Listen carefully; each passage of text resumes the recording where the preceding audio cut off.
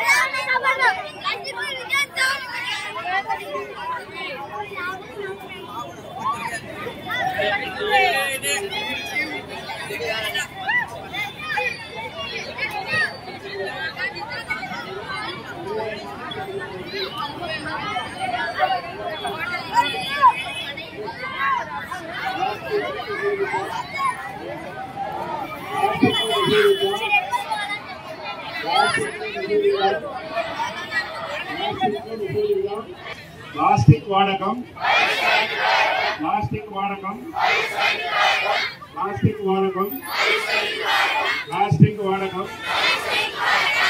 तो मल्ली first plastic निषेधिद्दाम पर्यावरणाన్ని కాపాడదాం plastic निषेधिद्दाम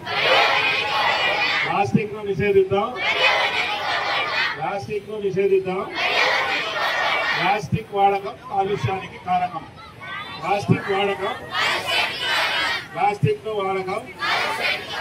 plastic వాడకం okay so ఈ రోజు ప్రధాన ఒకసారి చేసిండు మళ్ళీ నా పరిసర నా వంతు కృషిగా స్వచ్ఛతా కార్యక్రమాల కొరకు శ్రమదానం చేసి పరిశుభ్ర ఆంధ్రప్రదేశ్ సాధించే సంకల్పానికి కట్టుబడి ఉంటానని ఈరోజు పరిశుభ్రత గురించి నేను వేసిన ఈ ముందడుగు ఆంధ్రప్రదేశ్ రాష్ట్రాన్ని శుభ్రపరచడంలో సహాయం చేస్తుందని నమ్ముతూ ఈ రోజు నుండి నా తోటి వారికి కూడా